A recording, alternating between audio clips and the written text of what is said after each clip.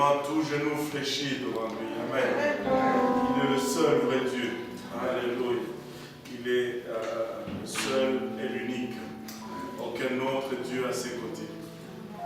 Et quand on observe l'univers, quand on observe la nature autour de nous, comment ne pas reconnaître l'existence de Dieu. Dans ce moment-là, la Bible devient tellement vraie quand elle dit le fou dit dans son cœur, il n'y a pas de Dieu. Et nous le connaissons. Et nous savons qu'il est le seul, l'unique, le véritable, il est incomparable, il est digne de louange. Pour nous battre la main.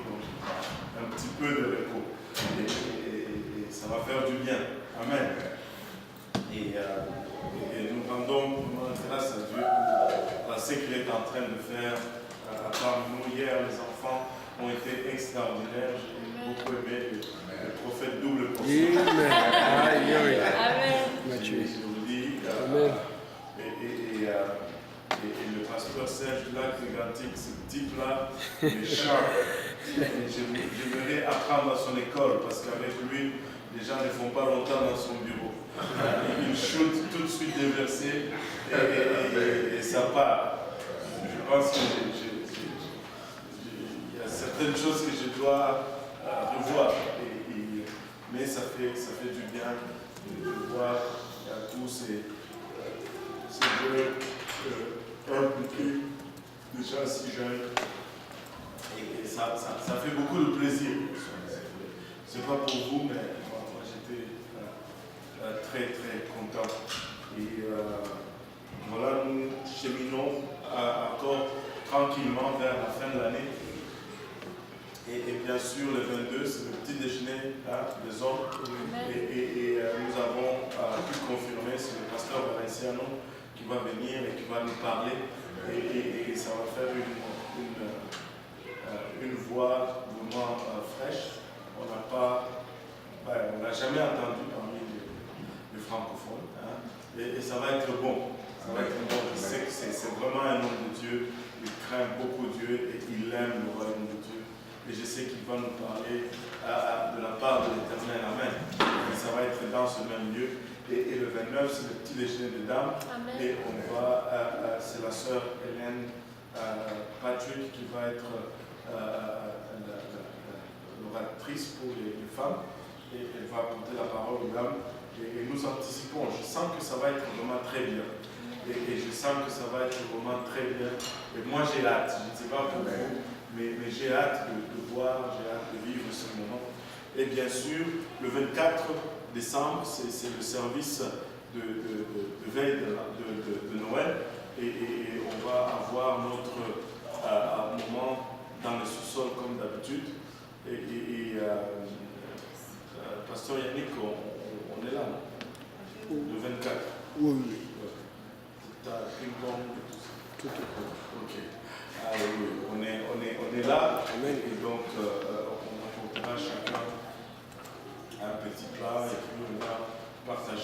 gens ici à faire des jeux de société, des quiz bibliques, toutes sortes de concours. C'est toujours un bon moment de fraternité ensemble, mais ce n'est pas du tout obligatoire. Si vous avez des rencontres familiales où vous devez aller dans les familles, vous n'êtes pas obligé, mais nous faisons cela parce qu'il y a d'autres aussi qui n'ont pas vraiment de famille ici proche, donc ce n'est pas un bon jour pour rester seul à la maison. Amen. Et on m'a posé une question aujourd'hui, on m'a dit, mais pasteur, et ceux qui sont dans l'église et qui ont fondé famille, c'est-à-dire ils ont fondé famille, est-ce qu'ils peuvent toujours venir parce qu'ils ont une famille? Je dis, si ils sont la seule famille qu'ils connaissent, ils peuvent venir, il n'y a pas de problème. Ce n'est pas parce que vous êtes une famille que vous ne pouvez pas venir. Nous sommes une famille, nous venons toujours. Alléluia. et donc, l'idée, c'est de ne pas se retrouver seul à la maison en ce jour, alors que tout le monde est en train de fraterniser quelque part. Amen. Donc, on sera là dans le sous-sol jusqu'à ce qu'on se fatigue et qu'on rentre à la maison. Les autres se déposer. Voilà pour un peu nos annonces de façon un peu rapide. On va continuer. On était dans l'étude du roi David. On était en train d'étudier le roi David. On a pris beaucoup de temps sur David et je vous dis, c'est un des personnages sur lesquels il y a beaucoup de leçons dans la Bible. David, c'est la seule personne de qui il est dit qu'il est un homme au cœur selon Dieu. Et David était un personnage extraordinaire, un caractère de qui on peut apprendre, on peut regarder et apprendre. Mais là, nous avons parlé un peu de son combat avec Goliath et nous avons parlé un peu de comment il a commencé à monter en popularité, ça a causé des jalousies et Saül voulait maintenant le tuer et là il était en fuite. Et nous avons vu que tous ceux qui l'ont suivi c'était des rejetés de la société, la racaille, des opprimés, des dépressifs, des endettés, mais David les a pris, David les a formés, David les a encouragés, ils sont devenus des vaillants hommes de David, des vaillants guerriers de David.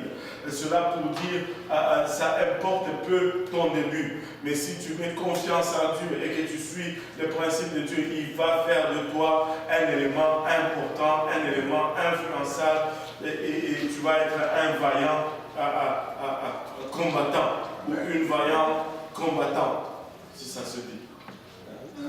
Ça se dit? Je ne sais pas. Alléluia. Et c'est ça. Notre potentiel, ce n'est pas nous. Notre potentiel, c'est Dieu.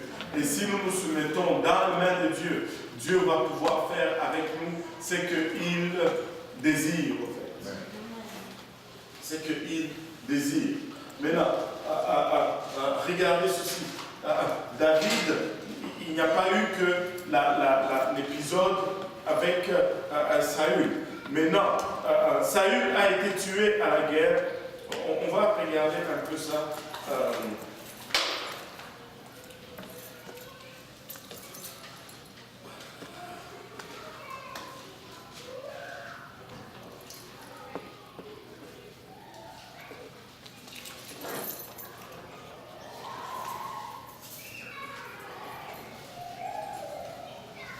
Alléluia.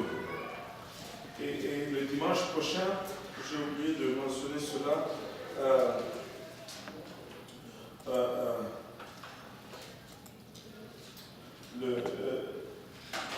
Ça va être, il y aura la présentation de l'école de vendredi. Ils vont faire 2 présentations, une dans le service à 13h et puis une le soir. Et aussi, il y a une classe, la classe des jeunes, c'est-à-dire la classe du frère Marie, qui vont faire aussi leur présentation dans le service de 13h. Et donc, on va avoir 2 présentations au service de 13h ce dimanche. Mais il y aura quand même prédication de la parole. Amen. Et le soir, c'est la pièce de théâtre des jeunes le soir. Donc, un autre jour, une semaine un peu léger. Mais on va d'abord souligner certains faits avant d'arriver à David couronné roi. Quand David a commencé à fuir Saül, il s'est caché de grotte en grotte. Jusqu'à un moment donné, il s'est dit, ben, là, si je continue comme ça, Saül risque de me rattraper. Il a fui. Il dit, j'ai trouvé une place, une meilleure place où me cacher. Il est allé chez les Philistins, se disant que ben, ils sont les ennemis de Saül. Donc si je vais me cacher là-bas, Saül ne pourra pas venir me chercher là-bas. Ben, c'était peut-être une bonne idée, mais il a mal calculé son affaire. Parce qu'il a oublié qu'une fois, c'est lui qui avait tué les géants des Philistins. Et puis, il y a une autre chose que je veux vous dire. Il ne faut jamais faire cette erreur. L'ennemi de mon ennemi n'est pas nécessairement mon ami. Alors, ce n'est pas parce que lui, il n'aime pas Simplice, ce n'est pas parce que moi je n'aime pas Simplice et que Simplice n'aime pas Janice que Janice va m'aimer.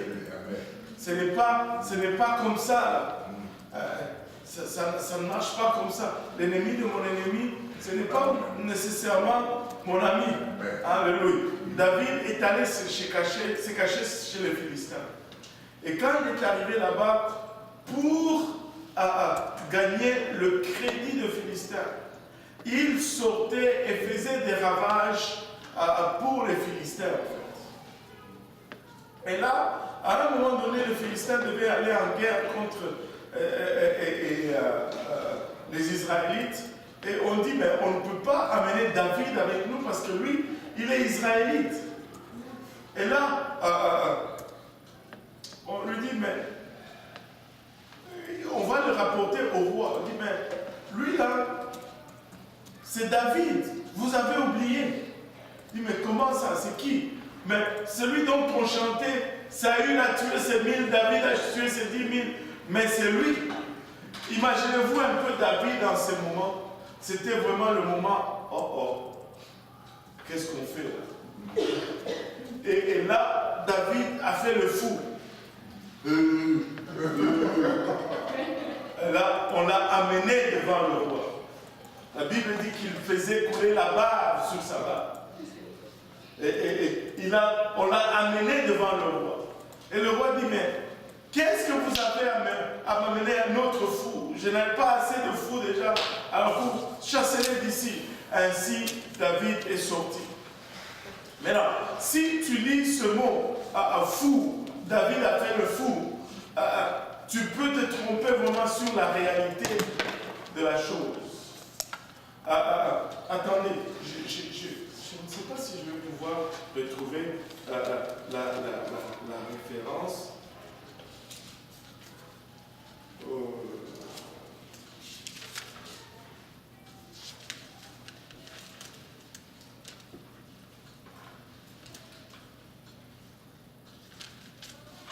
Attendez. Je vais juste vérifier une chose. Rapidement, ok?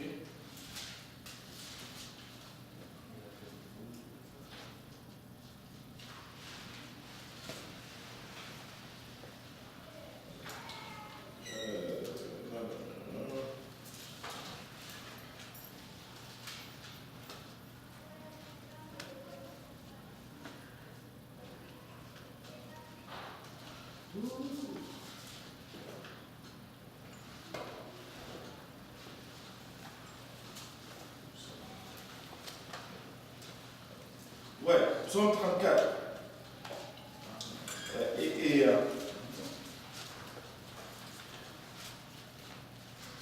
Vous savez,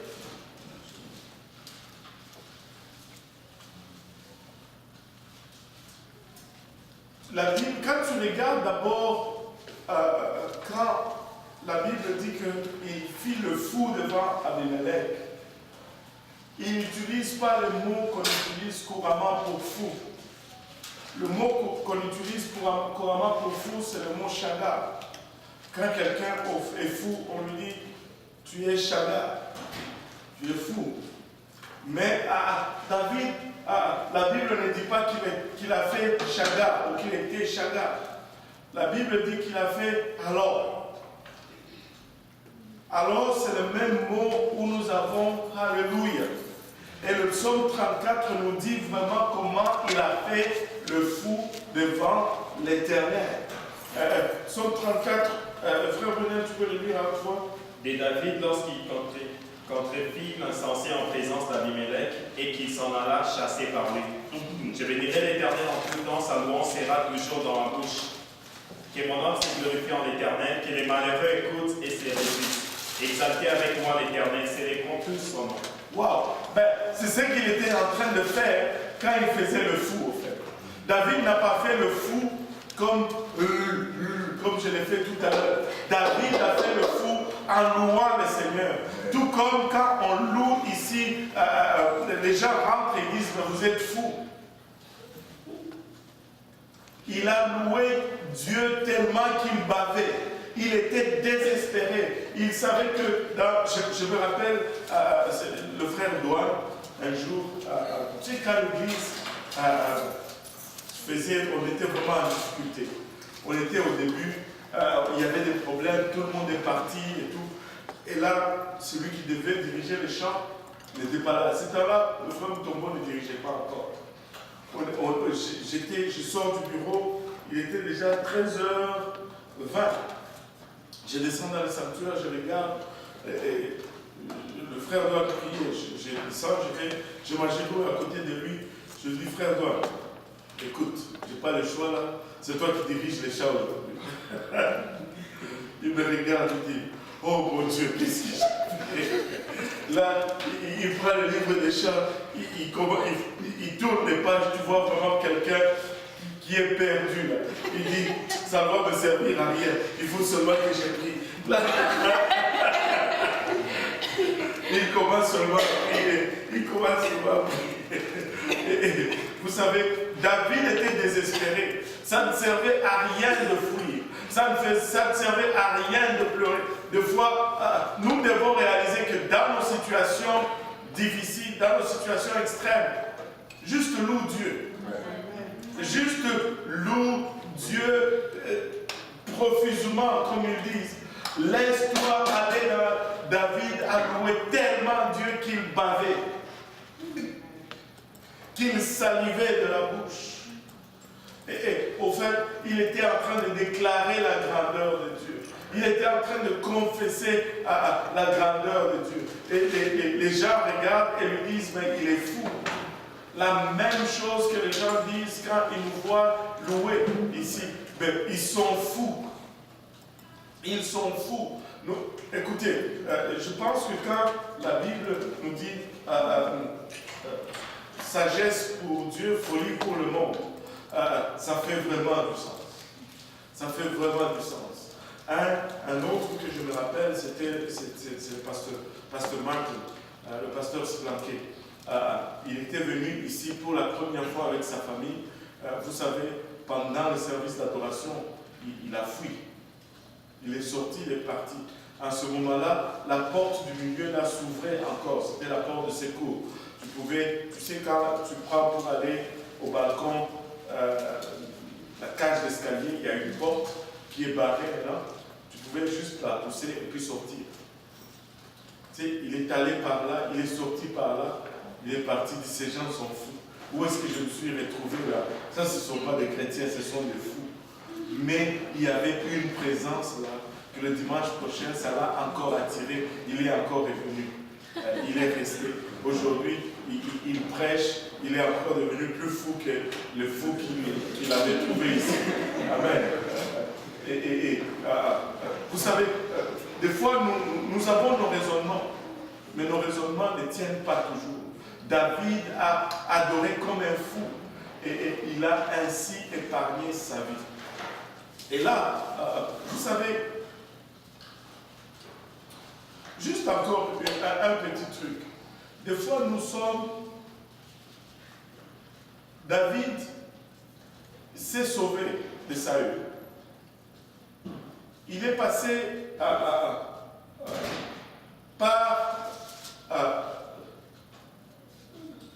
la maison du sacrificateur. Il dit, le sacrificateur lui demande, mais comment ça se fait que tu es seul? Oh, le roi m'a envoyé dans une mission spéciale, c'est tellement secret, je dois être seul. Il dit, ok, mais j'ai faim, est-ce qu'il n'y a pas... On lui donne plein de propositions. Et puis, il dit, avez-vous une arme ici? Parce que je suis parti sans arme, parce que je devais partir tellement à la hâte.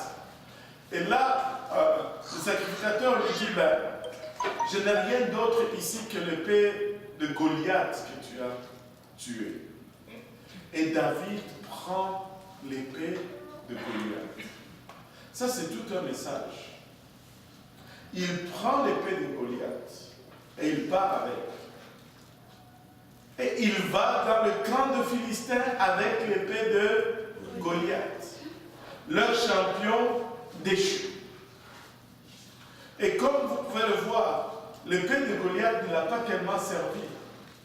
Et ce qui est drôle, c'est que il y a quelques temps plus tôt, Goliath venait avec cette épée. Et David l'a vaincu. Il a dit, tu viens contre moi avec l'épée, avec la lance, avec le javelot, mais moi je viens contre toi au nom de l'Éternel. Maintenant, qu'est-ce qui s'est passé pour que David, toi qui avais vaincu Goliath avec son épée, que tu penses que cette épée va t'être utile maintenant?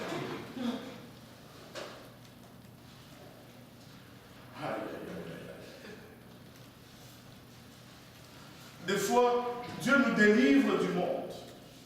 Mais nous voulons maintenant prendre la musique du monde sous prétexte que nous allons gagner le monde. Ne prends pas l'arme du monde. On l'a déjà vaincu. On l'avait vaincu sans cette arme.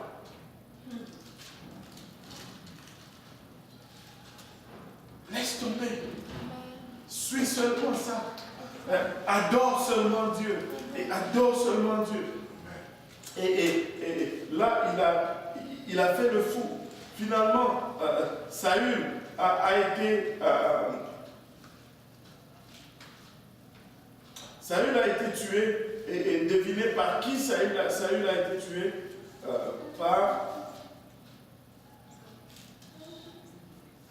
Saül a été tué par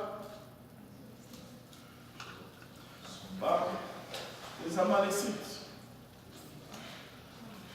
C'est un Amalécite qui a tué Saül. Saül était en guerre et il perdait la bataille.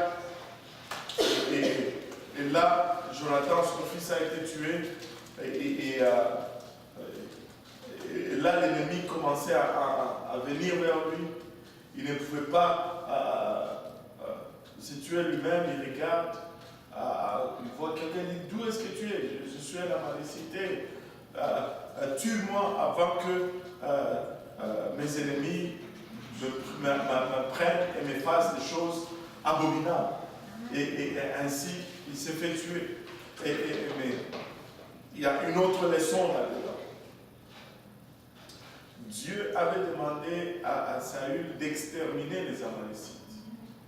S'il y en avait un encore, c'est parce que Saül ne les avait pas exterminés. Parce qu'il ne les a pas exterminés, ben, il s'est fait avoir par eux.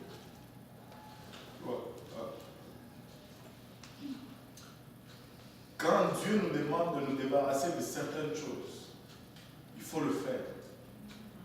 Parce que si on ne le fait pas, ben, c'est probablement cette chose-là qui va causer notre perte. Parce que Dieu ne va pas juste nous dire, il n'y a aucune loi, aucun commandement qui est là pour l'édification de Dieu ou le bénéfice de Dieu. Toutes les lois et tous les commandements qui sont là sont pour le bénéfice de l'homme. Celui qui applique le commandement est le bénéficiaire du commandement. Ce n'est pas Dieu qui est le bénéficiaire. Tout, je vous dis tout. Tu vas me dire, mais pasteur, même quand la Bible me dit, donne ta dîme, c'est moi le bénéficiaire. Oui, c'est toi le bénéficiaire. Il y en a qui croupissent dans la pauvreté jour après jour parce qu'ils ne donnent pas leur dîme. Moi, je me rappelle, honnêtement, on faisait encore l'étude biblique, c'était dans l'appartement du frère Apo. Je l'ai vu tout à l'heure. Oh, ok. Et il y avait un des étudiants qui venait là-bas qui galérait. Il avait des sérieux problèmes. C'était un Français qui était ici. Tu sais, chez nous, on disait manger par. En Swahili, on dit kula kwa shaba, c'est-à-dire manger par visou. C'est-à-dire qu'il faut que tu calcules le temps pour arriver à une classe, pour que tu puisses manger. Sinon, tu n'as rien. Et on avait toujours des gens comme ça, et c'est seulement lorsqu'on met le foufou sur la table qu'il apparaît. On dirait qu'il il est sensible à ces choses. Juste me poser le foufou sur la table, paf! Il est là, t'attends à la porte. Et c'est comme ça.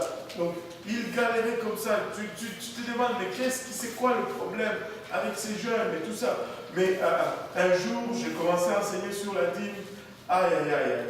C'est vraiment réveillé. Il était agressif. Non, c'est pas biblique, c'est de l'Ancien Testament. Écoute, quand la Bible dit que mettez-moi l'épreuve dans le livre de Malachie, apportez vos dîmes dans la maison de trésor, il parlait aux sacrificateurs, il ne parlait pas à tout Israël, parce que c'était pas. Je dis, waouh! Je dis, mais justement, le livre de Pierre nous dit que nous sommes un sacerdoce royal, nous sommes des sacrificateurs. Tu ne peux pas t'échapper de cela. Amen. C'est pas ça qui fait que tu. Et là j'ai compris pourquoi il galérait. Même quand, tu sais, 90% avec Dieu va toujours plus loin que 100% sans Dieu. Et c'est ça. Et dans toutes choses. Anyway. Et je vous avoue qu'avant, j'avais des problèmes pour prêcher là-dessus. Parce que je ne voulais pas être catalogué comme un pasteur congolais qui a pris l'argent des gens. Mais je dois juste prêcher le conseil de Dieu, le plein conseil de Dieu. Amen. Alléluia. Maintenant, cet Amalécite prend les couronnes de Saül et il court vers David et il dit, je viens te rapporter une bonne nouvelle. Saül a été tué et son fils. Blablabla. Et il pensait probablement avoir une récompense. Parce qu'il savait que David fuyait Saül. Il pensait que David allait se réjouir de la mort de Saül. Or, David était un homme intègre. Vous savez, quand la Bible dit que David était un homme au cœur selon Dieu, il était vraiment un homme au cœur selon Dieu. Parce que je n'en connais pas beaucoup qui allaient développer cette attitude après tout ce qu'il a enduré suite à Saül. On lui rapporte la mort de Saül. Certains vont fêter, vont célébrer cela. Mais il regarde et dit, il y a quelque chose qui ne va pas ici. Vous savez qu'est-ce qui n'allait pas? Parce que ça ne faisait pas normal qu'une armée tue le roi. Mais c'est juste un soldat ou c'est un passant qui s'échappe avec les joyaux du roi. Si c'était l'armée des Philistins qui avait tué Saül, ils allaient prendre ces joyaux comme trophée de cette bataille. Comment est-ce qu'il a pu prendre ces choses et les amener? Probablement que c'est lui qui a achevé le roi. Et il a dit, explique-moi un peu comment c'est arrivé. Et là, il lui explique, bon, il est tombé, et puis il dit, tue-moi parce que je ne veux pas. Et puis toi, tu as sorti ton épée, tu as tué le roi. David se détourne et dit, tuez-le. Et on l'a tué aussi parce qu'il a osé toucher à loin de l'Éternel. Regardez, David avait un respect exemplaire de l'office ou de la position. Et ça, c'est quelque chose que nous avons perdu complètement de nos jours. Je peux ne pas avoir de l'estime pour quelqu'un, mais je dois avoir de l'estime pour la position. Amen. Je dois respecter le titre, je dois respecter l'office, parce que personne n'est élevé dans une position si ce n'est pas Dieu qui élève. C'est Dieu qui élève et c'est Dieu qui rabaisse. Mais on est en train de vivre une génération qui juste... Bon, c'est juste ça. Et là, finalement, David va cheminer ainsi au trône d'Israël. Il va arriver à rassembler Israël, tous les tribus, et à s'asseoir sur le trône, mettre la capitale à Jérusalem. Et il voulait faire construire le temple. Mais Dieu lui a dit, non, tu es un homme de guerre, tu ne vas pas construire le temple, mais ton fils qui viendra après toi construira lui le temple. Toi, amasse seulement la fortune ou le trésor pour construire le temple. Ainsi, David, il y a beaucoup de choses à apprendre de David, mais sinon on ne va pas finir. David a fait venir l'arche de l'alliance. Et écoutez, du temps de Saül, on n'a même pas entendu parler de l'arche. Mais du temps de David a fait venir l'arche avec ce qui avait comme conséquence. Il a eu un tabernacle qui était bâti. David était vraiment en avance par rapport à son temps. Vous savez, quand ils ont fait venir l'arche, c'était une telle célébration que à chaque 6 pas, il sacrifiait. C'était, on va dire, une adoration extrême. Vous pensez que nous sommes radicaux, c'est vous n'avez rien vu. Vous n'avez rien vu. Donc, vous avancez. Oh, alléluia. Hey, alléluia. Oh, alléluia. Parce que moi, je ne pense pas que c'était des marches juste comme ça. Ce n'était pas comme ça. Et au 6e, oh, on arrête. On sacrifie. Seigneur, tu es extraordinaire. Et puis, allez, on commence. Même si Dieu était fâché, comment? À un moment donné, il dit, ok, bon, ok, c'est correct. Et vous savez, David était tellement en avance par rapport à son temps. Et la clé de David, vraiment, c'était l'adoration. Et il était tellement en avance que les chrétiens qui ont une connaissance de la tradition juive, ils disent qu'il a adoré, il s'est adoré à travers du voile. Il a littéralement traversé les alliances. À cause de son adoration, il a brisé le voile, en fait. Parce que, vous savez, à la mort de Jésus-Christ, qu'est-ce qu'il y a eu? Le voile a été déchiré. Le tabernacle de David, quand il a amené l'arc de l'Alliance à Jérusalem, dans le tabernacle de David, il n'y avait pas de voile. C'était le type du Nouveau Testament où nous pouvons entrer librement. Nous pouvons aller au-delà du voile. Vous savez, ils disent littéralement qu'il a traversé les alliances. C'est pourquoi lorsque même il a fait face à des peines qui étaient dignes de lapidation, il a reçu la grâce. Parce que c'était un adorateur. C'était un adorateur. Et Dieu recherche des vrais adorateurs. Pas des adorateurs qui adorent parce qu'on les regarde, mais ils adorent parce que Dieu les regarde. Ils vont adorer à la maison, dans leur chambre, alors que personne ne les regarde, de la même façon qu'ils vont adorer ici dans l'église, alors que tout le monde est là en face. Des vrais adorateurs. De vrais adorateurs. Enfin, parlons de David, qui a, au fait,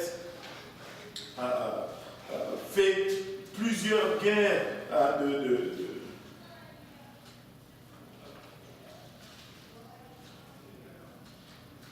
qui a fait plusieurs guerres de conquête jusqu'à ce que son royaume a été vraiment, Israël a commencé à connaître son apogée à l'époque de David, mais c'est vraiment à l'époque de Salomon qu'ils ont atteint le summum, mais c'est David qui a au fait établi ce qui a conduit à cet apogée du royaume. Maintenant, regardez ceci. Bien qu'il était un homme au cœur selon Dieu, il a commis les deux crimes dont on a parlé. David était installé comme roi maintenant, et il devait aller en guerre. Mais là, qu'est-ce qu'il se dit? Bon, il va rester un peu se reposer. Ah, des congés qu'on recherche. C'est après des choses comme ça que tu n'as plus besoin tu n'as plus envie d'aller en congé. Et il dit, bon, les gens, l'armée va aller en guerre, mais lui, il va rester à la maison se reposer. Donc, comme il est resté à la maison se reposer, et que le programme à la télé était plate, il n'y avait pas de match de Canadiens ce jour-là et toutes ces choses, donc il est sorti faire un tour sur le toit de sa maison. Apparemment, jusqu'à aujourd'hui, quand tu vas en Israël, on peut te montrer le toit de David où il était lorsqu'il a vu Bathsheba.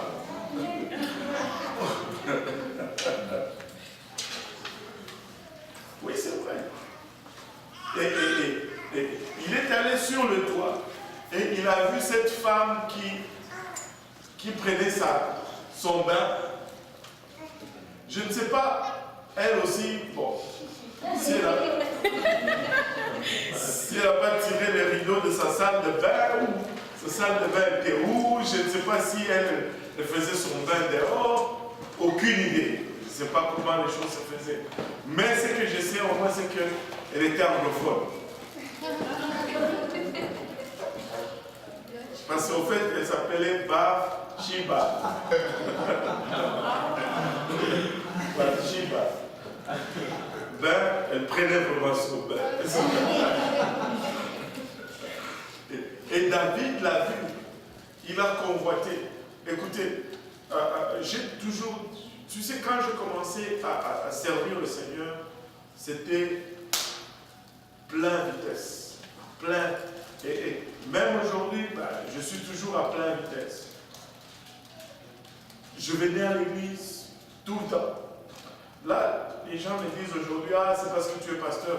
Non, c'est probablement parce que je venais à l'église tout le temps que je me suis retrouvé là, avec cette position.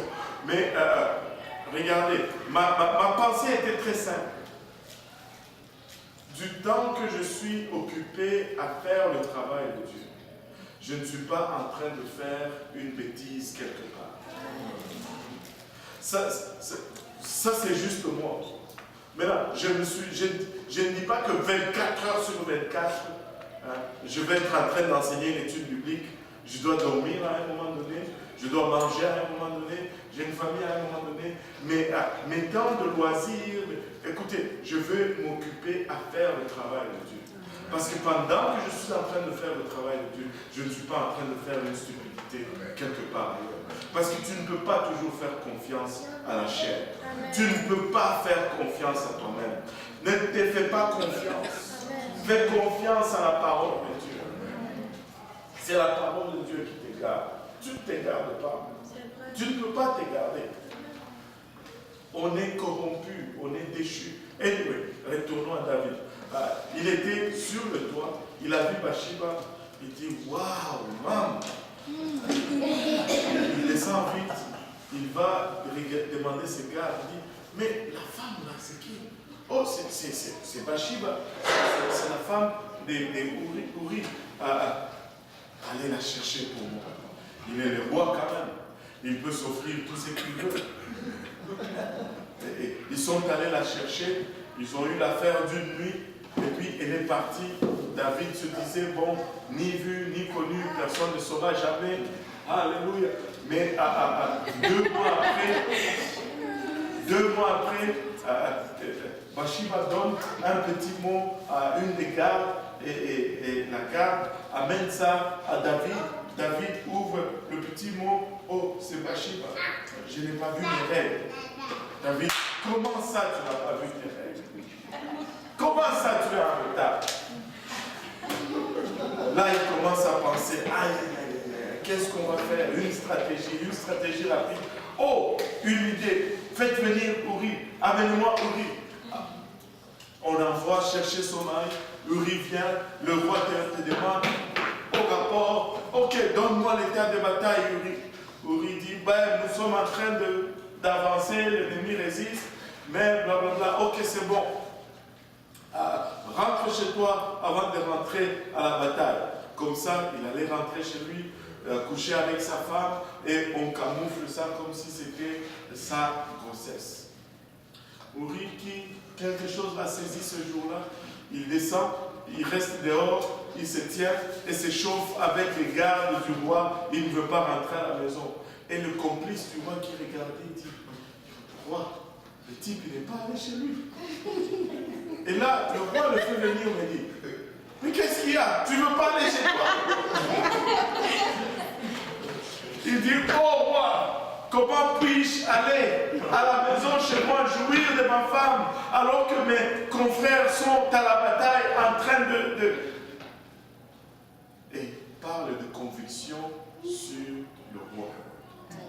Parle de conviction sur le roi. Et le roi se dit, ben, donnons-lui un peu de vin. On lui donne le vin, même ivre, il ne part pas à la maison. Parce que des fois, les gens trouvent des excuses pour faire des choses. Quand tu fais une chose, c'est parce que c'était vraiment dans ton cœur. Moi, je connais, ben, ici, je ne t'avais pas vu, mais chez nous, des fois, le type va aller boire, il vient parce qu'il est ivre, il insulte tout le monde, tous ses voisins, et puis le lendemain, il dit c'est parce qu'il était ivre. Non, c'était dans ton cœur. Tu voulais juste une couverture pour le faire. Mais comme Dieu nous a délivrés de l'alcool, nous n'avons plus ce problème. Amen. Wow. Alléluia. Maintenant, regardez ceci. Bathsheba n'y va pas. Bathsheba reste. Et Bathsheba, plutôt, Uri n'y va pas. Uri reste. Et le lendemain, David dit, et là, il donne une lettre pour son commandant, Joab. Joab, c'était vraiment un type dur, un méchant. Il crie à Joab et a envoyé Uri en avant de la bataille. Quand l'ennemi va sortir, retirez-vous de lui afin qu'il soit frappé et qu'il meure. Uri est parti portant sa condamnation à mort dans sa main. il est allé remettre lui-même sa condamnation à mort. Il arrive, et je sais, je peux voir. Là, tu te questionnes, tu dis, mais vraiment, c'est ça un homme au cœur, c'est mon Dieu? Oui, c'est ça un homme au cœur, c'est mon Dieu. Là, il arrive, il donne l'ordre et bang, l'ordre est exécuté, Uri est tué. Et regardez ceci, le message rentre. On dit, oh, on a perdu un point parce que là, l'ennemi est sorti. Et Joab envoie un messager, il va dire au roi.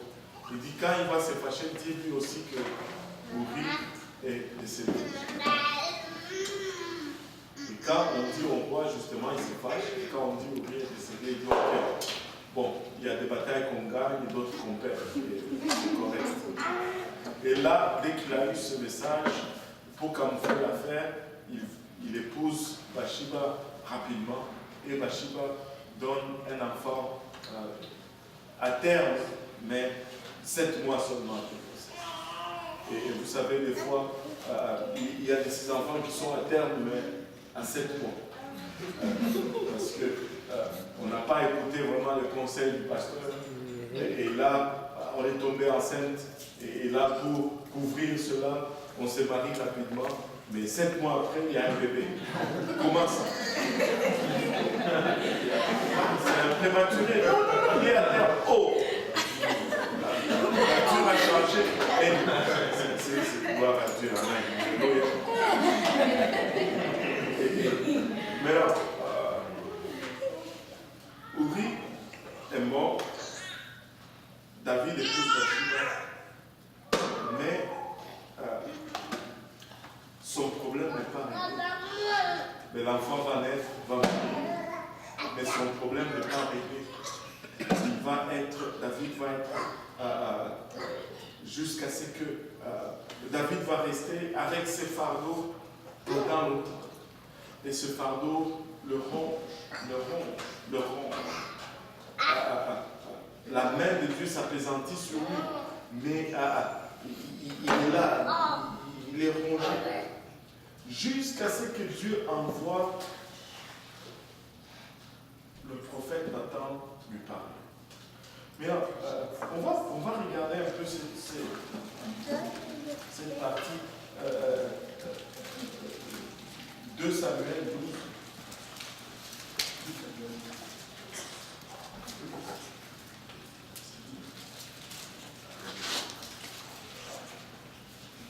À partir de 1. L'Éternel envoya Nathan vers David. Et Nathan vint à lui et lui dit, il y avait dans une ville 2 hommes, l'un riche et l'autre pauvre. Les riches avaient des brebis et des bœufs en très grand nombre. Les pauvres n'avaient rien du tout qu'une petite brebis qu'il avait achetée. Il la nourrissait et elle grandissait chez lui avec ses enfants. Elle mangeait de son pain, buvait sa coupe, dormait sur son sein et il la regardait comme sa fille. Un voyageur arriva chez l'homme riche. Et le riche n'a pas voulu toucher à ses brebis ou ses bœufs pour préparer un repas au voyageur qui était venu chez lui. Il a pris la brebis du pauvre. Il l'a prêté pour l'homme qui était venu chez lui. La colère de David s'enflamma violemment contre cet homme et il dit à Nathan, l'Éternel est vivant. L'homme qui a fait cela mérite la mort. Et il rendra 4 brebis pour avoir commis cette action et pour avoir été sans pitié. Et Nathan dit à David, tu es cet homme-là. Ainsi parle l'Éternel, des dieux d'Israël. Je t'ai loin pour roi sur Israël et je t'ai délivré de la main de Saül. Je t'ai mis en possession de la maison de ton maître. J'ai placé dans ton sein les femmes de ton maître et je t'ai donné la maison d'Israël et de Juda. Et si cela eût été peu, j'y aurais encore ajouté. Pourquoi donc as-tu méprisé la parole de l'Éternel en faisant ce qui est mal à ses yeux? Tu as frappé de l'épée Uri, le tien. Tu as pris sa femme pour en faire ta femme et tu l'as tué par l'épée des fils d'Amon. Maintenant, l'épée ne s'éloignera jamais de ta maison parce que tu m'as méprisé et parce que tu as pris la femme d'Uri, le tien, pour en faire ta femme. Ainsi par l'Éternel, voici, je vais faire sortir de ta maison des malheurs contre toi et je vais prendre sous tes yeux tes propres femmes pour les donner à un autre qui couchera avec elles à la vie de ce soleil. Car tu as agi en secret, et moi je ferai cela en présence de tout Israël et à la face du soleil. Wow. Là, le prophète vient. Il parle à David, mais qu'est-ce qu'il lui dit? Qu'est-ce qu'il fait? Il utilise quelque chose, je ne sais pas si vous l'avez remarqué, il utilise quelque chose qui était familier pour David. David était un berger. David connaissait la valeur d'une brebis. David attaquait un lion pour arracher une brebis de la gueule du lion. Il attaquait un ours pour le frapper. David connaissait la valeur d'une brebis. Et le prophète utilise une brebis pour parler à David.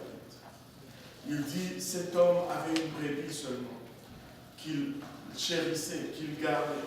Mais le riche qui en avait plusieurs, lorsqu'il a eu des visiteurs, au lieu de prendre dans ses réserves pour satisfaire ses visiteurs, il est allé chez le pauvre qui avait juste une petite brebis.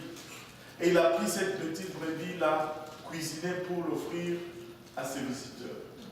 David était fâché. Qui a fait une telle chose? Vous savez, c'est facile de voir le problème sur quelqu'un d'autre, alors que tu es en train de faire la même chose. Le Seigneur nous dit, avant d'essayer d'ôter la paille dans l'œil de ton voisin, ôte la poutre. Tu as toute une poutre dans ton œil, mais tu veux voir. C'est facile de voir l'erreur sur l'autre. Mais des fois, nous devons juste nous examiner nous-mêmes. Des fois, nous devons juste nous regarder nous-mêmes. Et il dit, regarde, qui est cet homme qui a fait cela? Il sera puni. Il va rendre 4 brebis. Aïe, aïe, aïe, aïe, aïe, si je mettais la main dessus. Et là, le prophète tente son doigt, il dit, cet homme, c'est toi. Hein? Et tu as pris la femme du riz, les siens, et tu l'as fait tuer. Et ainsi, voici ta condamnation, l'épée ne quittera pas ta maison. Et à partir de ce moment, tu vas voir qu'il y a eu du désordre dans la maison de David. Du désordre dans la maison de David. Un de ses fils a tué son fils, un de ses fils a couché avec une de ses filles, et ça ne finissait plus. Et là, il dit ceci, une condamnation est placée sur David. Mais regardez le verset 13. David, c'est là où se trouve toute la différence entre Saül et David. Le prophète lui tend le doigt dans le visage. Il dit, c'est toi cet homme. Et David répond, verset 13. David dit maintenant, j'ai péché contre l'Éternel. J'ai péché contre l'Éternel. Attends un peu. Il dit, j'ai péché contre l'Éternel. David n'a pas dit, oh, mais écoute Nathan, c'était un moment difficile. Ou, oh, écoute Nathan, je ne sais pas moi, toutes mes femmes étaient enceintes à ce moment-là. Je n'avais pas une autre femme. Écoute Nathan, j'étais fatigué. Mais Saül, c'était ça. Saül, c'était l'excuse. Et d'ailleurs, il pouvait dire, mais qu'est-ce qu'elle avait à faire à prendre son bain dehors ou quelque chose comme ça. Il pouvait inventer toutes sortes d'excuses. Mais David n'a pas fait cela. Il s'est repenti tout de suite. Et écoutez, Saül, si on pouvait parler dans ce terme, Saül a commis des péchés qui étaient en quelque sorte légers. Mais le péché de David était lourd. Mais Saül a été condamné, David a été pardonné à cause d'une seule différence, la repentance. La repentance. David a dit, j'ai péché contre l'Éternel. Saül, il fallait pousser ici, pousser là. Mais non, j'ai fait ce que l'Éternel Dieu dit. Mais et cette brebis, ce bellement, oh ça, c'est le peuple qui l'ont pris. Mais j'ai fait ce que l'Éternel dit. Et Agag, mais j'ai fait ce que l'Éternel a dit. Mais j'ai seulement amené le meilleur des brebis. Mais tu n'as pas fait. Mais j'ai fait. Jusqu'à ce qu'on lui dise, tu n'es plus roi. Oh non, pardon. et ça change. Et là, David dit, j'ai péché contre l'Éternel. Maintenant, regardez, je pense que ça c'est une des plus fortes leçons en ce qui concerne comment Dieu fonctionne. Et maintenant, il y a attends,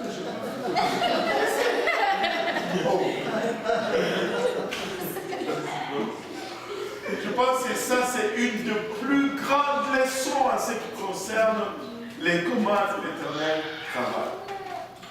Des fois, nous nous disons que nous devons marcher à quatre pattes, monter l'oratoire Saint-Joseph jusqu'à ce qu'on laisse le sang pour que l'Éternel nous pardonne.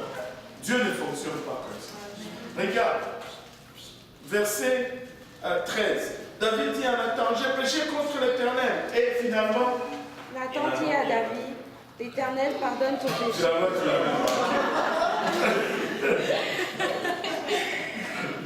L'Éternel pardonne ton péché, tu ne mourras pas. Dans le même verset, même pas un verset plus tard, dans le même verset,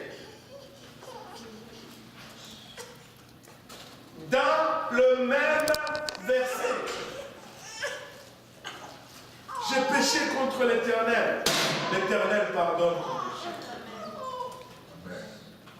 La clé c'est quoi? La clé c'est la repentance. Maintenant, il ne faut pas prendre ceci pour excuse et continuer à pécher encore et encore et encore. Non, la repentance. Quand tu te repens, Dieu te pardonne. David n'est pas allé chercher une autre Bathsheba après.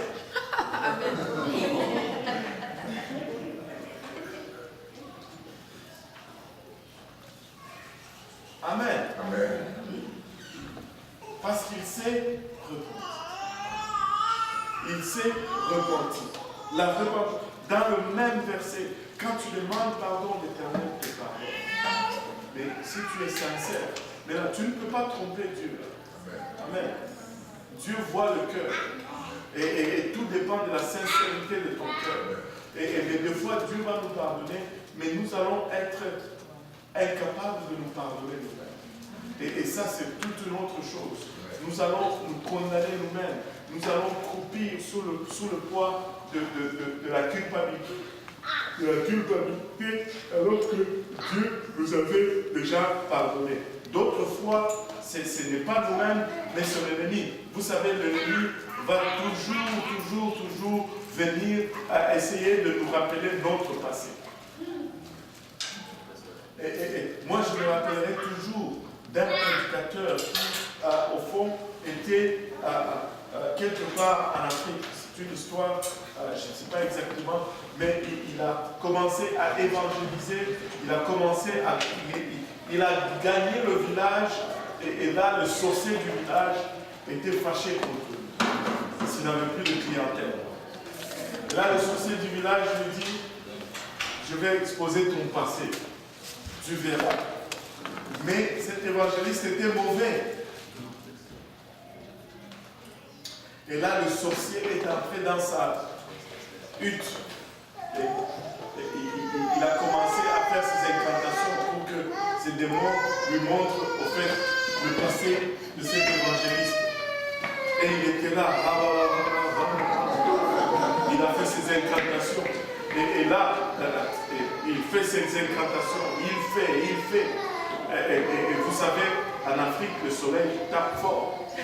Il transpire, rien. Il transpire tellement que la peau de chèvre commence à coller dans son dos. Rien à faire.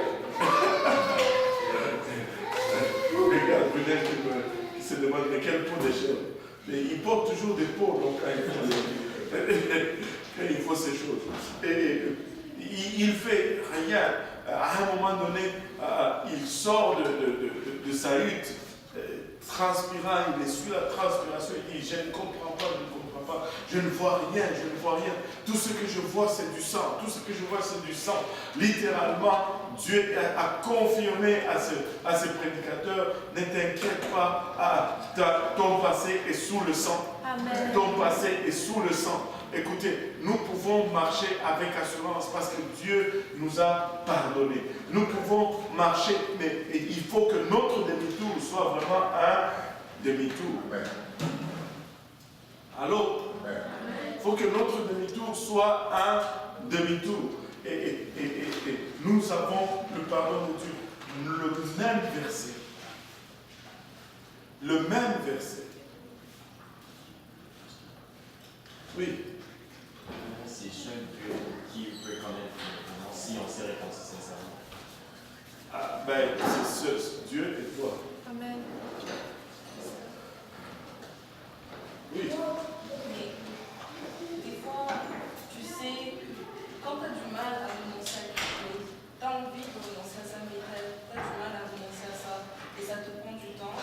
Du coup, tu te dis, ok, je ne vais pas prier, je ne vais pas faire ma repentance, parce que je n'ai pas envie de décevoir Dieu, tu vois. Je n'ai pas envie de dire que je vais renoncer à ça, mais je ne vais pas y arriver. Est-ce que ça se fait?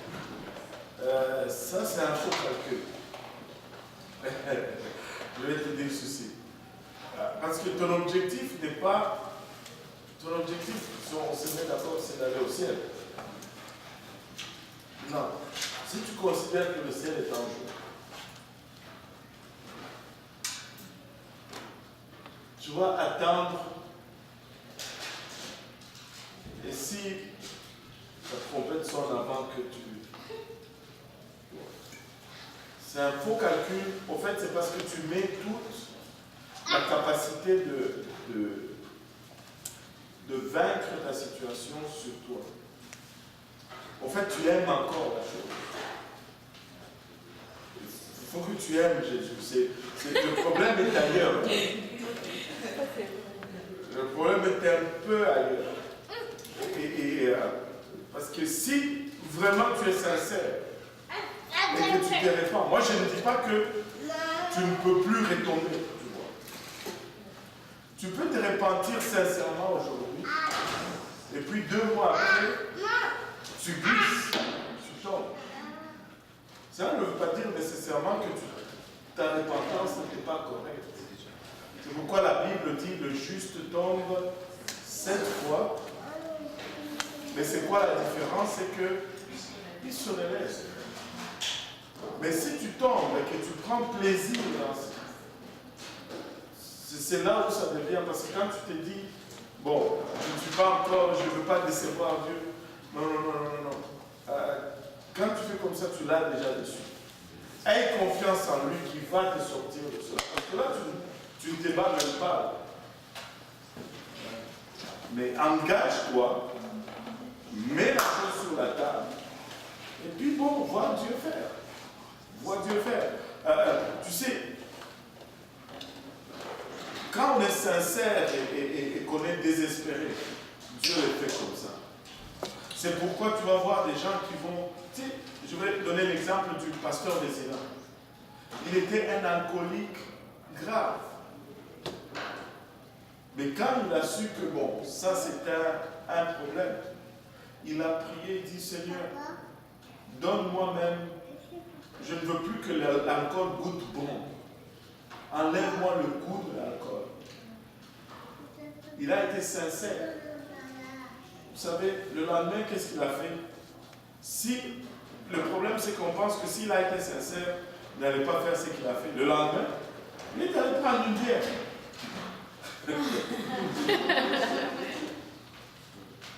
Mais son témoignage est que lorsqu'il a mis la bière dans la bouche, il a recraché.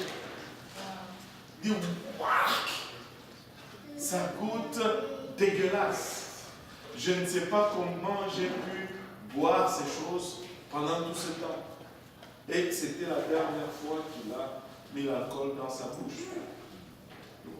Maintenant, pourquoi est-ce qu'il allait arriver là-bas? C'est parce que il a mis tout sur la table. Il a dit, Dieu, moi c'est ça. Et c'est vraiment cela. Il ne faut pas Il ne faut pas dealer une délivrance. C'est comment on dit? Il ne faut pas retarder, voilà. Il ne faut pas retarder une délivrance. Il faut juste le demander et le poursuivre. Oui. Alors, quelqu'un qui n'a pas un cœur repentant, mais qui confesse juste oralement, comment pouvez-vous expliquer ces situations? Si quelqu'un n'est pas repentant, il fait quoi? J'ai dit, admettons quelqu'un qui prie Seigneur, je pécherai, il parle vraiment de tout ce qu'il a fait. Comment je veux savoir qu'il n'est pas repentant? Parce que moi, si j'entends quelqu'un faire cela, je dis qu'il va se répondre. Non, honnêtement, mais là, c'est triste parce que il est en train d'être malhonnête avec lui-même.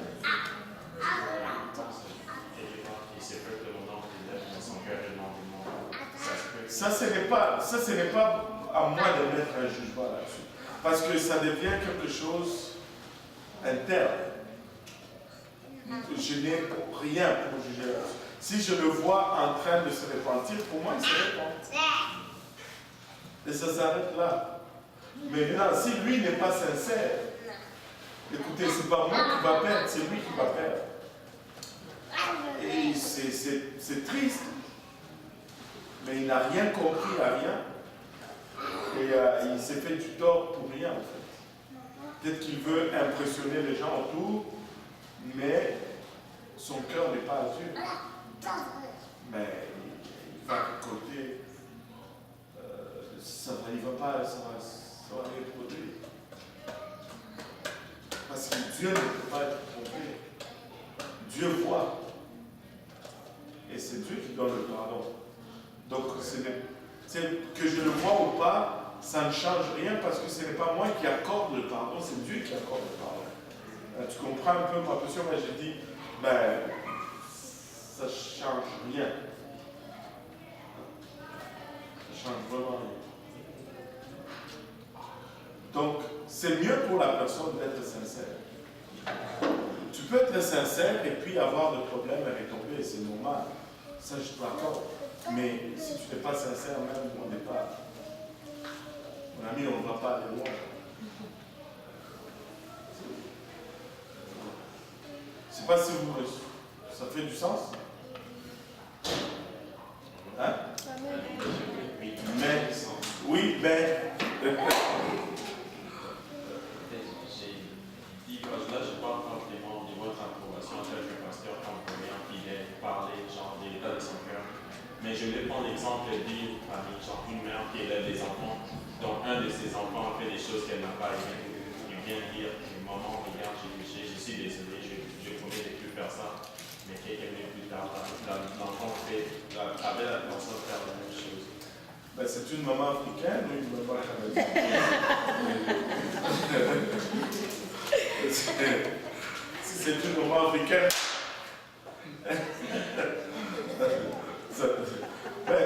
ça va être la même chose un peu. Là. Moi, je ne vois même pas où est le problème, parce que tu sais, même pour nos parents, quand tu dis « Oh, pardon, je ne veux plus le refaire », et puis tu le refais demain. Et tu sais c'est quoi ton sort? Allô? Tu connais ton sort. Tu ne vas pas sûrement avoir ton cadeau de Noël que tu espérais et toutes ces choses qui s'ensuivent, n'est-ce pas? Et en passant aux parents, il faut savoir faire ces choses-là. Quand un enfant ne fait pas bien, il ne faut pas récompenser un enfant parce qu'il n'a pas bien fait. Tu le déboussoles complètement. C'est un enfant, tu vois souvent ça, un enfant qui fait une crise, ok, si tu arrêtes, je te donne le bonbon. C'est pas bon.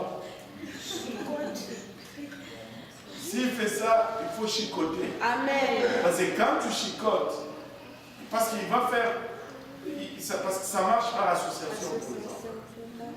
Mais là, s'il fait ça, tu donnes le bonbon, il va dire, ok, quand je fais ça, je vais avoir le bonbon. Et là, il va faire ça pour avoir le bonbon. Mais quand il fait ça et qu'il reçoit la chicotte,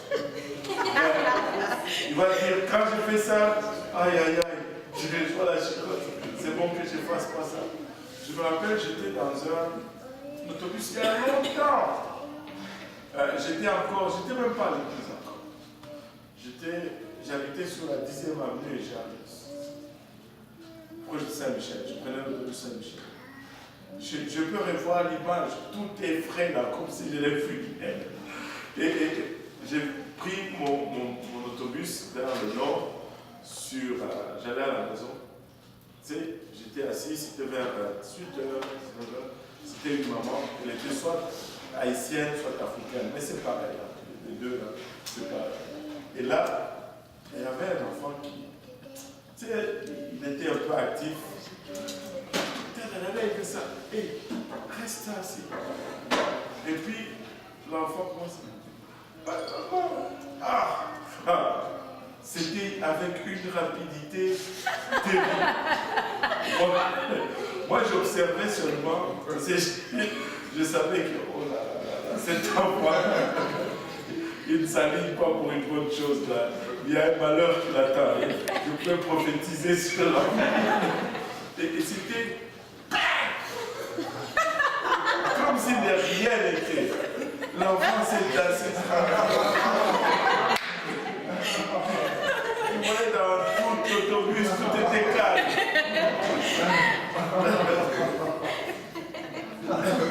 Et là, on était juste vraiment en dessous du métropolitain. On venait de passer. Et quelques minutes après, bon, moi je suis descendu sur le jardin. Je ne voulais pas. Et c'est comme ça.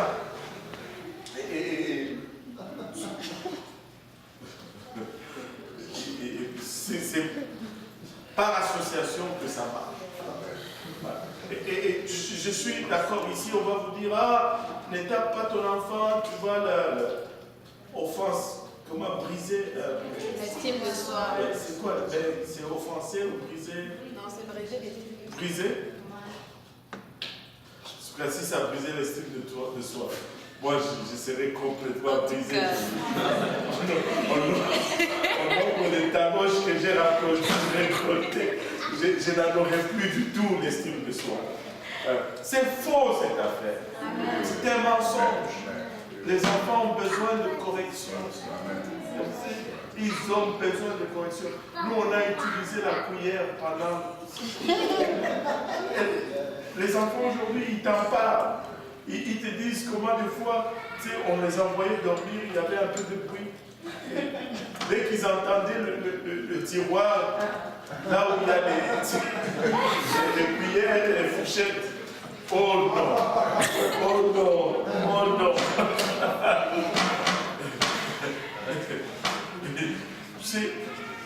C'est comme ça.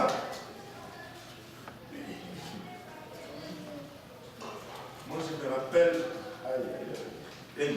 Non, parce qu'en fait, je me rappelle, je ne sais pas, j'avais peut-être 3 ans. Tu sais, ces âges où tu es vraiment stupide. 3 ans, 4 ans, voilà. On était en train de construire, chez nous on les appelle boyeries. Je ne sais pas si vous savez ce que je veux dire. Vous avez la grande maison, mais c'est l'annexe en arrière, où il y a toujours les cousins, les grands frères qui ont 40 ans mais qui n'ont pas encore quitté la maison. Il faut toujours aller les appeler pour manger. Vous savez de quoi je parle? Ils font la loi à la maison. C'est la réalité qu'on a vécue chez nous. C'est incroyable. Anyway, on était en train de construire cela. Et donc la partie à l'avant était faite. Et moi, je jouais là-dedans. Mon père était assis dehors. Et puis, il me dit, sors de là parce que tu vas te faire mal. Je ne me rappelle plus, mais j'ai donné une réponse stupide. Et là, mon père s'est levé. J'ai su que pour moi, c'était... Là, j'ai sauté depuis que j'ai sorti et j'ai commencé à courir le long de la maison. En fait. J'espérais que j'arrive dans la rue, au moins là j'allais être safe. Je vous dis, mon père a fait le tour de l'annexe. Et il m'a poursuivi. Juste avant que je sorte pour la rue, il m'a rattrapé là dans ma culotte. Il m'a repoussé. Aïe, aïe, aïe. Et il m'a retiré après. En tout cas, je ne raconte pas la suite. C'est comme quand les gens décidaient, tu vois, on monte juste le coin du mur et de l'autre côté du mur, il y a des étoiles. Et c'était ça la suite.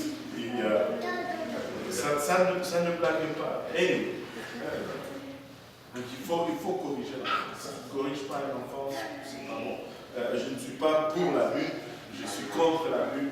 J'aime beaucoup les enfants, des fois même me distraire les enfants. Parce que j'aime interagir avec les enfants. Et c'est bon d'interagir avec les enfants. Tu n'as jamais de problème. Mais avec le brunet, je veux dire, avec les adultes.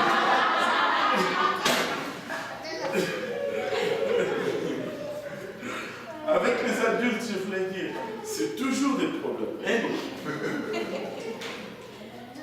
Mais si on revient à David, Dieu pardonne. Et David a été pardonné. Et on peut regarder la suite de l'histoire de David, comment il a été trahi par son fils Salomon, plutôt Absalom. Et ça, c'est une autre histoire. Vous savez, à la cour de David, il y avait un conseiller nommé Achitophel. La Bible nous dit que le conseil d'Achitophel était toujours suivi en Israël. Il était considéré comme un sage à la cour. Maintenant, quand Absalom a détourné le cœur du peuple, David a pris une fuite. Et il y avait Shimei qui le suivait et qui lui lançait la poussière. Toi, homme des sangs, tu as été méchant pour la maison de Saül. Tu vois la méchanceté que tu as fait pour la maison de Saül. Retombe sur toi aujourd'hui, maudit sois-tu. Et tu sais, David avait la tête baissée et il partait en silence. Là, une de ses gardes, je ne me rappelle plus, Joab, le regarde et dit, ô roi, dis seulement une parole. Et la tête de ces chiens roule à terre. David dit, laisse-le parler. S'il parle ainsi, c'est parce que l'Éternel a permis qu'il parle. Moi, c'est la place où, pour la première fois, tu sais, je m'étais toujours demandé pourquoi est-ce que la Bible dit que David était un homme au cœur selon Dieu. C'est cette histoire pour moi qui était la première chose à confirmer, à cimenter cela. Parce que David n'avait rien fait à la maison de Saül. David a été loyal à la maison de Saül. David a fui Saül. David pouvait se venger de Saül. C'est plutôt la maison de Saül qui lui a causé beaucoup de problèmes, qui a été méchante envers lui. Et même après la mort de Saül, David a été reconnaissant pour la maison de Saül. Suite à son amitié avec Jonathan, il a fait venir Méphibosheth à la table du roi. Et une grande bonté. Et puis, on l'accuse faussement. Vous savez, des fois, là, les gens vont dire beaucoup de choses sur toi. Mais la clé, vraiment, c'est de ne rien dire. La clé, c'est de se contenter vraiment de ce que toi, tu as fait. Si tu es correct, laisse faire. Laisse faire. Si tu es correct, ne te dérange même pas parce que ça ne va pas changer ta personnalité. Ça ne va pas changer le regard de Dieu sur toi. Oh, ils ont dit que tu es voleur. Si tu n'es pas voleur, c'est correct. Ne te dérange pas. Si tu es vraiment voleur, là, tu vas être attristé parce que là, tu es découvert. Mais si tu n'es pas voleur, sois tranquille. Reste cool. Alléluia. Maintenant, regardez ceci. Il est parti. Mais quand il est venu, Shimei est venu. Oh, pardon, pardon. Je ne sais pas ce qui m'a pris. J'étais sûrement possédé ou quelque chose comme ça. Maintenant,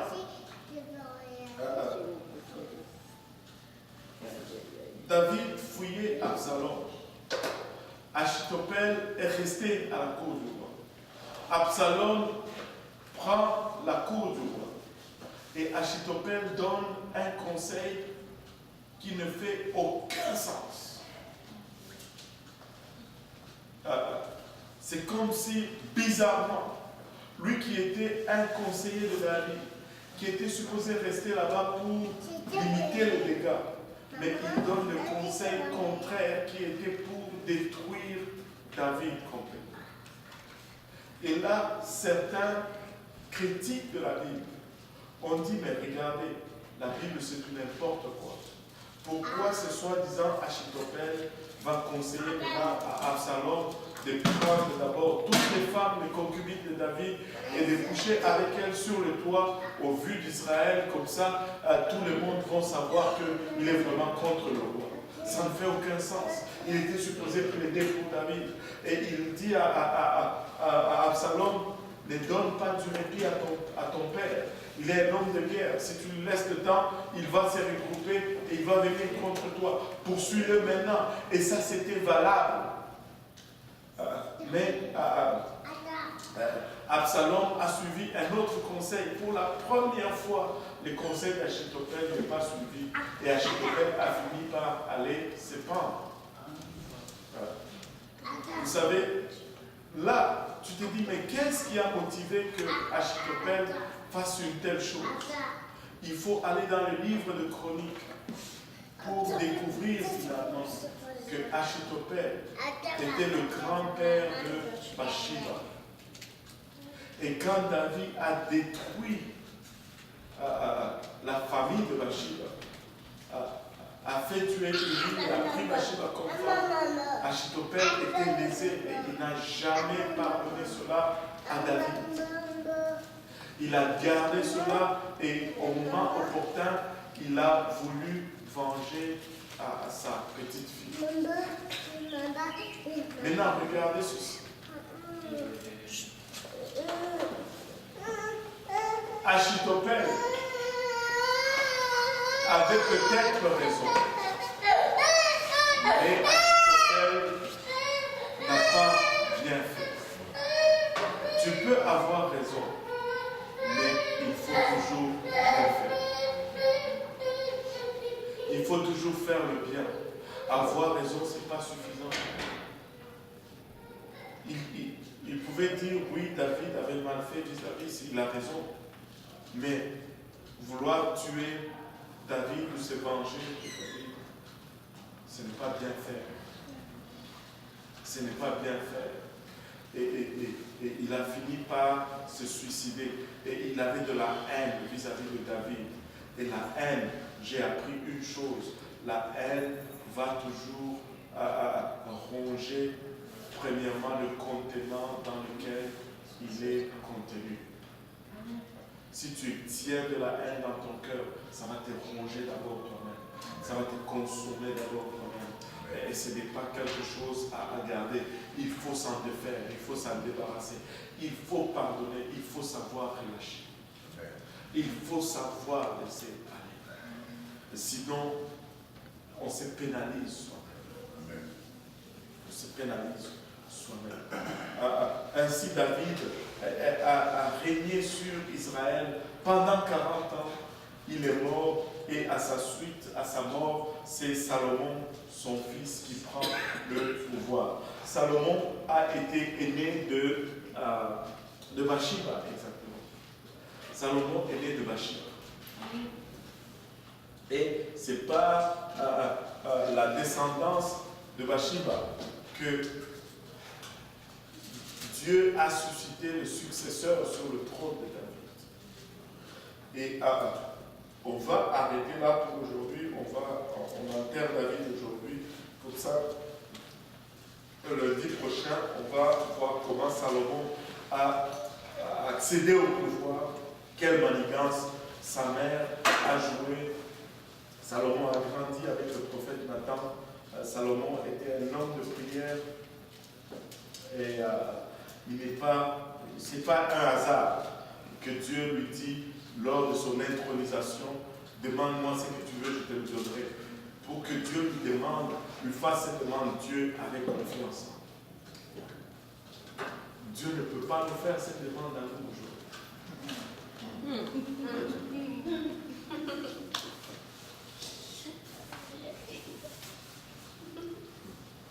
Certains d'entre nous, si Dieu nous faisait cette demande,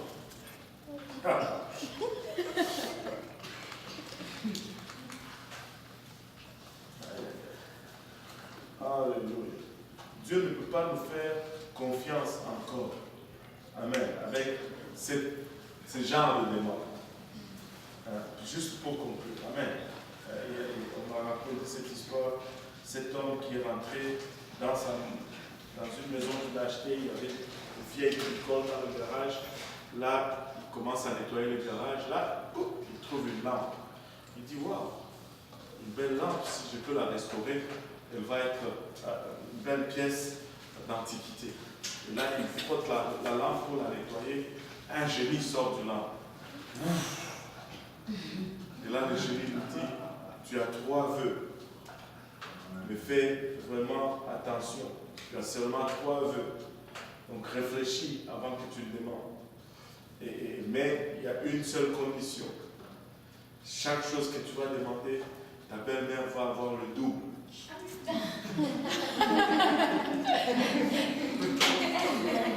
Et là, il réfléchit, il dit, je veux une grande maison avec 4 chambres à coucher, un compte en banque avec 50 millions de dollars, et voilà. Il dit, tu es sûr, parce que ta belle-mère va avoir le double. Il dit, oui, je suis sûr. Ouf! Une maison, belle maison, 4 chambres à coucher, et tout le reste. Mais sa belle-mère a une maison, 8 chambres à coucher, 100 millions de dollars, le double. Il dit, il reste 2 vœux. Oui. Tu as réfléchi, oui. Je veux un grand garage avec 4 stationnements, une Porsche, une Lamborghini, une Bentley, et je ne sais pas, une Mercedes Maybach. Et là, et tu es sûr? Oui, je suis sûr. Paf, le garage. Et la belle-mère, paf, le garage. Oui, voiture. Et là, il dit, là, il te reste juste un seul vœu. Il dit, qu'est-ce que tu veux? Il dit que je veux que tu me frayes à moitié mort.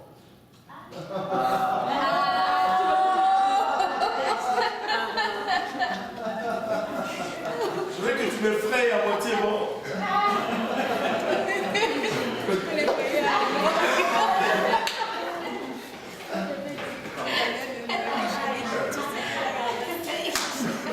Faut pas montrer ça à ma belle-mère.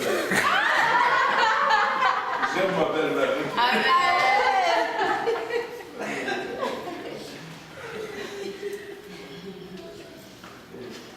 Ce sont ces genres de demandes que nous allons faire.